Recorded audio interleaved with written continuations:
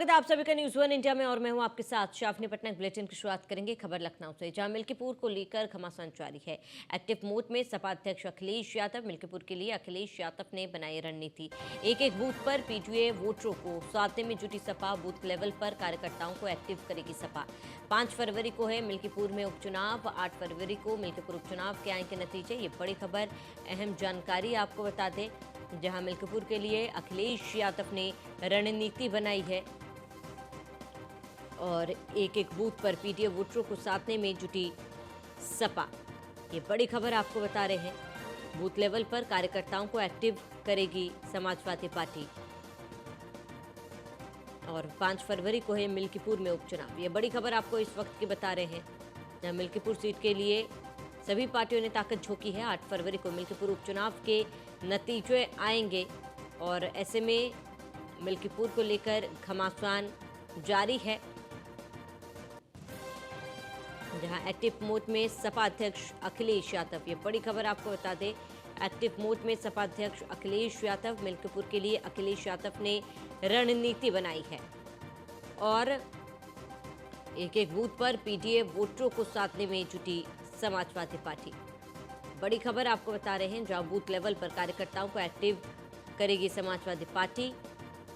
5 फरवरी को मिल्कीपुर में उपचुनाव होने हैं। 8 फरवरी को नतीजे आएंगे।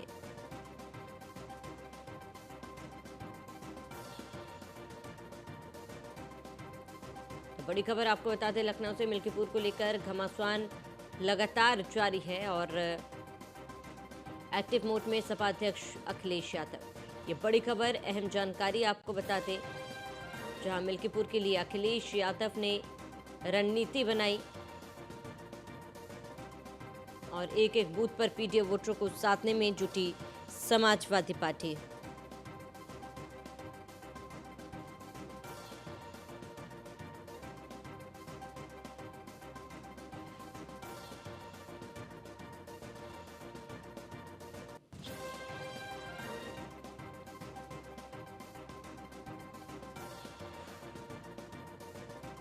ये बड़ी जानकारी आपको बताते हैं, लखनऊ से मिल्कीपुर को लेकर घमासान लगातार जारी है और एक्टिव मोड में समाजवादी पार्टी अध्यक्ष अखिलेश यादव। मिल्कीपुर के लिए अखिलेश यादव ने रणनीति बनाई और एक एक बूथ पर पीटीए वोटरों को साधने में सपा जुटी हुई है। बूथ लेवल पर कार्यकर्ताओं को एक्टिव करेगी समाजवादी पार्टी। ये बड़ी खबर आपको बता दें, 5 फरवरी को मिल्कीपुर में उपचुनाव होने हैं।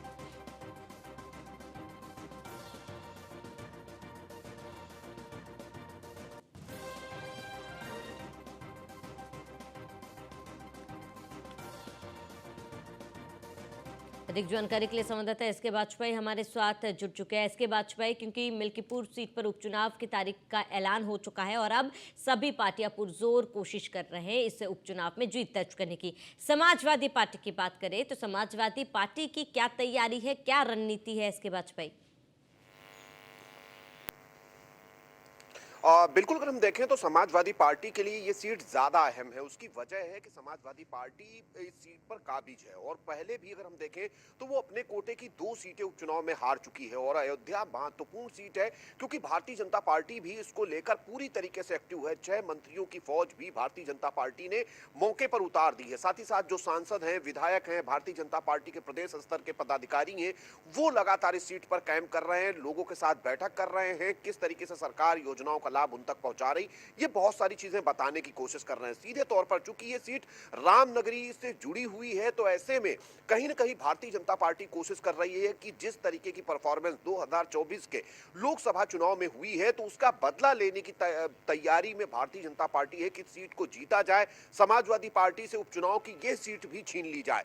हालांकि इसको लेकर मुख्यमंत्री योगी आदित्यनाथ अभी 3 दिन पहले ही अयोध्या पहुंचे थे, जहां उन्होंने पार्टी पदाधिकारियों कार्यकर्ताओं के साथ बैठक की थी। किस तरीके से सीट को जीता जाए उसका मंत्र भी दिया था, किस तरीके से बूथ स्तर तक मैनेजमेंट किया जाए, कैसे लोगों के बीच अपनी बात पहुंचाई जाए, किन किन मुद्दों को उठाया जाए, इन बहुत सारे विषयों को लेकर भारतीय जनता पार्टी भी एक्टिव दिखाई दे रही है। ऐसे में समाजवादी पार्टी अवधेश प्रसाद, जो कि अब वर्तमान में अयोध्या से सांसद हैं, उनकी सीट ये है और उनके बेटे को समाजवादी पार्टी ने मैदान में उतारा है। हालांकि कांग्रेस इस पर समाजवादी पार्टी का समर्थन कर रही है, तो ऐसे में कहीं न कहीं जो चीजें हैं वो काफी तेजी से आगे बढ़ती हुई दिखाई दे रही हैं, क्योंकि अखिलेश यादव पूरी कोशिश कर रहे हैं कि कम से कम उपचुनाव की सीट को बचाया जाए। यही एक वजह है कि अखिलेश यादव ने अवधेश प्रसाद के बेटे को ही मैदान में उतारा है, क्योंकि अवधेश प्रसाद का इस सीट पर प्रभाव भी है और दूसरी बात, वो यहां से विधायक भी रह चुके हैं। उनके इस्तीफे के बाद ही ये सीट खाली हुई है।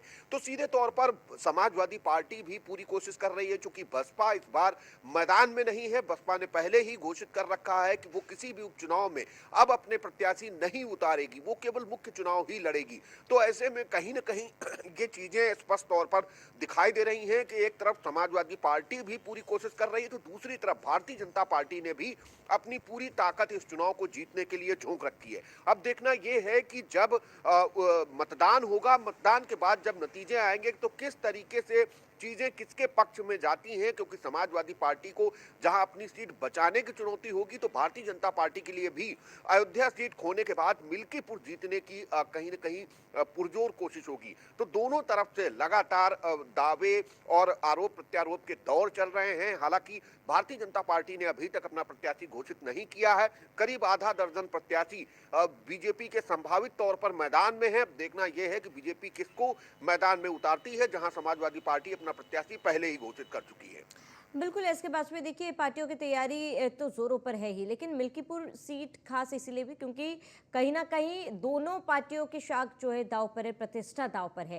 क्योंकि अगर इसमें बीजेपी जीत दर्ज नहीं करती है, एक बहुत बड़ा सवाल उठकर सामने आ गया। क्योंकि लोकसभा चुनाव में हमने देखा कि अयोध्या सीट पर समाजवादी पार्टी को बढ़त मिली थी, और उसके बाद अगर समाजवादी पार्टी को हार मिलता है तो ये कहीं ना कहीं साफ होगा कि जो लोकसभा चुनाव में जीत समाजवादी पार्टी ने दर्ज की थी वो महज एक तुक्का था। बिल्कुल, निश्चित तौर पर समाजवादी पार्टी के लिए डबल चुनौती है। एक तो सीट समाजवादी पार्टी की है, उसको बचाना है। दूसरा, जो जीत का क्रम समाजवादी पार्टी ने 2024 के लोकसभा चुनाव में दिखाया, वो बनाए रखना भी एक बड़ी चुनौती है, क्योंकि इसके पहले जो उपचुनाव हुए उसमें समाजवादी पार्टी अपने कोटे की भी 2 सीटें हार गई। तो ऐसे में कहीं न कहीं ये वो सीटें हैं जहां समाजवादी पार्टी काफी मजबूत स्थिति में थी, चाहे वो कटहरी हो, चाहे वो कुंदरकी हो। अब ये जो सीट है मिल्कीपुर, कहीं न कहीं ये काफी समाजवादी पार्टी के लिए चुनौतीपूर्ण होगी और कहीं न कहीं करो या मरो की स्थिति में भी है, क्योंकि जो जीत का कहीं न कहीं एक जो ऑरा समाजवादी पार्टी ने तैयार किया 2024 में, वो बनाए रखना भी एक बड़ी चुनौती है, क्योंकि 2027 से पहले अब यही एक उपचुनाव होगा और इसके बाद अब सीधे 2027 है। तो ऐसे में समाजवादी पार्टी भी कोशिश करेगी कि सीट को जीता जाए और एक मैसेज कहीं न कहीं इसके जरिए से दिया जाए। बिल्कुल, इसके वाजपेयी अब अगर यूं कहें कि फिलहाल बीजेपी और समाजवादी पार्टी के बीच कांटे की टक्कर है। समाजवादी पार्टी ने तो अपने प्रत्याशी की घोषणा कर दी है, लेकिन अगर बीजेपी की बात की जाए तो क्या लगता है बीजेपी इस बार भरोसा किस पर दिखाएगी? बिल्कुल, इसमें चूंकि पूर्व विधायक बाबा गोरखनाथ हैं, उनका नाम लगातार चल रहा है, वो लगातार इस सीट से अपना दावा भी कर रहे हैं। अब देखना ये है कि भारतीय जनता पार्टी किस पर विश्वास जताती है, क्योंकि सीधे तौर पर हम देखें तो बीजेपी ऐसे प्रत्याशी को ही मैदान में उतारेगी जो समाजवादी पार्टी के प्रत्याशी को टक्कर दे सके, दूसरा लोगों के बीच में लोकप्रिय हो, साफ और ईमानदार छवि हो, ताकि भारतीय जनता पार्टी इस सीट को जीत सके। क्योंकि ये सीट अयोध्या से आती है और अयोध्या में भारतीय जनता पार्टी की प्रदेश और केंद्र सरकार ने काफी काम किया है। सीधे तौर पर अयोध्या का सेंटिमेंट्स कहीं न कहीं पौराणिक और धार्मिक महत्व से भी जुड़ा हुआ है। तो ऐसे में कोशिश जरूर भारतीय जनता पार्टी करेगी कि किस तरीके से इन प्रत्याशियों का चयन किया जाए, ताकि यहां पर बीजेपी अपनी जीत दर्ज कर सके और समाजवादी पार्टी को कड़ी चुनौती भी दे सके। अब देखना यह है कि क्या कुछ इसके बाद चीजें रहती हैं, कैसे भारतीय जनता पार्टी यहां पर अपने प्रत्याशी को मैदान में उतारती है और समाजवादी पार्टी की क्या कुछ रणनीति रहती है इस सीट को जीतने के लिए। ठीक है, इसके बाद में तमाम जानकारी के लिए जुड़ने के लिए आपका बहुत बहुत शुक्रिया।